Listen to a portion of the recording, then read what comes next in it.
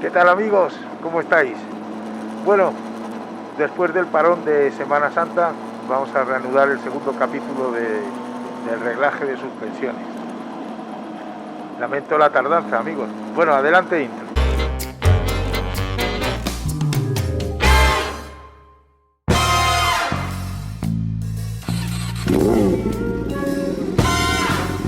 ¿Qué tal, amigos? Soy Pepe FJR del Grupo Motero Barlovento. Decíamos en el capítulo anterior que la precarga endurecía más o menos los muelles en función de nuestro peso, de la carga que llevásemos y de nuestro estilo de conducción. También decíamos que la precarga alteraba la geometría de la moto por cuanto levantaba o bajaba ambos trenes, variando así la geometría, haciéndolo más estable levantándolo en rectas o más ágil bajando de delante en curvas. Pero ¿cómo saber si estamos demasiado precargados o demasiado poco? El SAG o el recorrido muerto de nuestras suspensiones nos dará la medida para saber no solo si nuestra precarga está correctamente configurada, sino para saber si nuestros muelles están adecuados a nuestra carga y a nuestro peso en régimen de marcha. Y ahora que ya estamos en condiciones de saber que nuestro SAG es fundamental para conocer cuál es el comportamiento dinámico de nuestra moto, pues vamos a conocer cómo calcularlo, ya que saber los datos del recorrido muerto de nuestras suspensiones nos ayudará a ajustar correctamente las mismas y adecuar el comportamiento dinámico de nuestra moto y hacer la conducción, por supuesto, pues mucho más segura, que es de lo que se trata. Sin más dilación, vamos a explicar cómo medir el SAG. Para ello, lo ideal es pedir la ayuda de dos colegas, porque las mediciones son milimétricas y cuanto más exacto, mejor. Se puede hacer con uno solo, con la ayuda de otra persona nada más, y en el tren delantero hay un truquillo que es poniendo una brida en una de las botellas y así lo podemos hacer nosotros solos. Pero como ya digo, como la medida tiene que ser muy precisa, mejor hacerlo con la ayuda de dos amigos. Vamos a medir en primer lugar el recorrido de las suspensiones totalmente extendidas, como suspendiendo la moto, dejando las dos ruedas al aire. Esta medida la vamos a llamar F1 delante y R1 detrás. Una vez que subamos el tren delantero delante, la medida puede ser desde el guardapolvo hasta, por ejemplo, la parte superior de la barra. Vamos a proceder a ello. Para medirlos, ponemos la moto sobre el caballete central y levantamos la rueda delantera con un gato puesto en los colectores. Medimos siempre desde el mismo sitio para las tres medidas que vamos a efectuar.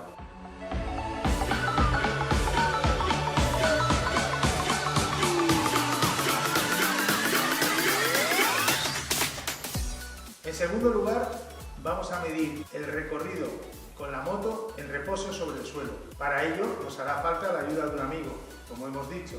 Quitaremos la moto del caballete central y la apoyamos en el suelo sin apretar los frenos. Eso es importante para no variar el recorrido de la suspensión.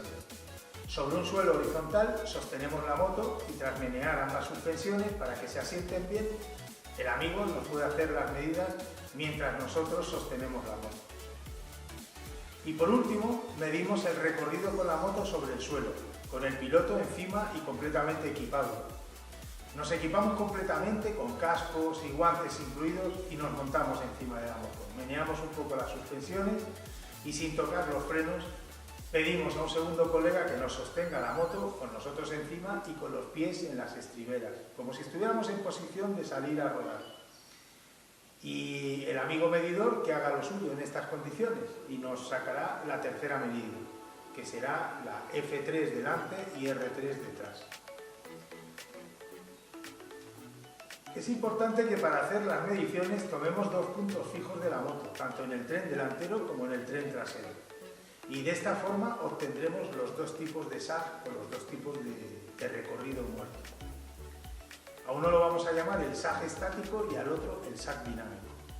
El SAG estático será el recorrido muerto de las suspensiones extendidas con respecto a las suspensiones con la moto sin piloto sobre el suelo.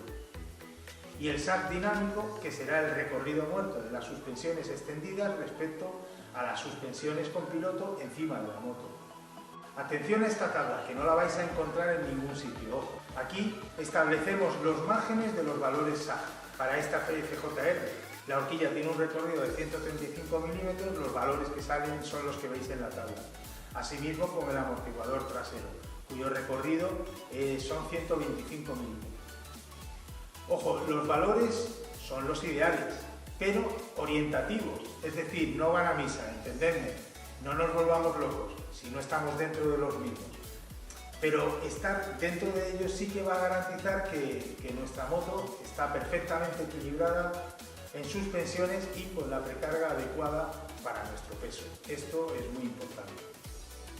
Para esta moto, por ejemplo, que ya es una abuelita próxima a cumplir 14 años, con los muelles además originales, los recorridos de hundimiento, los SAC, se pasan bastante de los márgenes que acabo de poner en la tabla. Pero no pasa nada porque se pasa tanto delante como de atrás de una manera proporcional, con lo cual mantiene la geometría de la moto y la conducción no es precisamente insegura.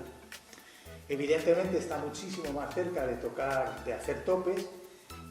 La estabilidad es correcta, o al menos uno después de tantos años se acaba acostumbrando a ella, pero sin duda un cambio de amortiguación completa sí que le vendría muy bien, porque la moto cambiaría por completo.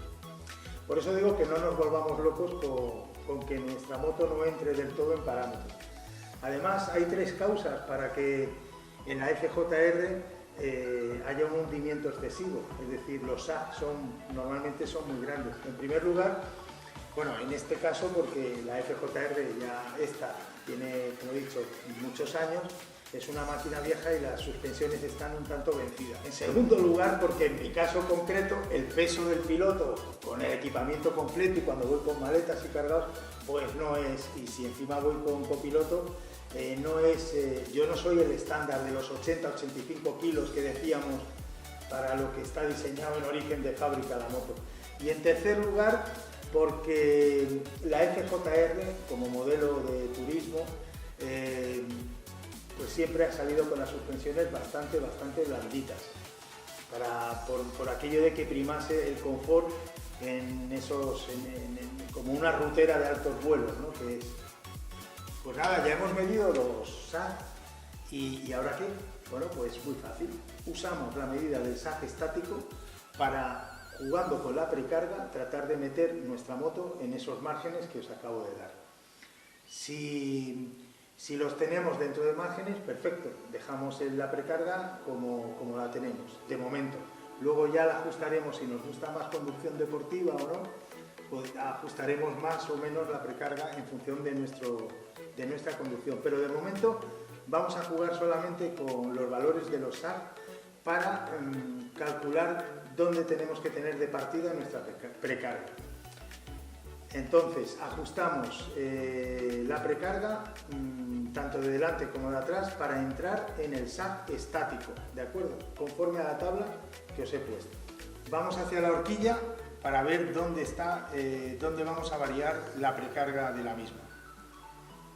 La variaremos con una llave fija de 17, apretando o aflojando esta tuerca que estoy señalando.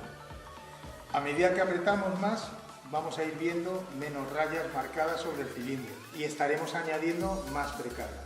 Y viceversa, si aflojamos del todo la precarga, dejaremos ver hasta 6 rayas en el cilindro. Yo la suelo llevar, como veis, con 2 anillos a la vista. Al final de este capítulo os pondré una tabla que hice en su día con 3 tipos de configuración estándar.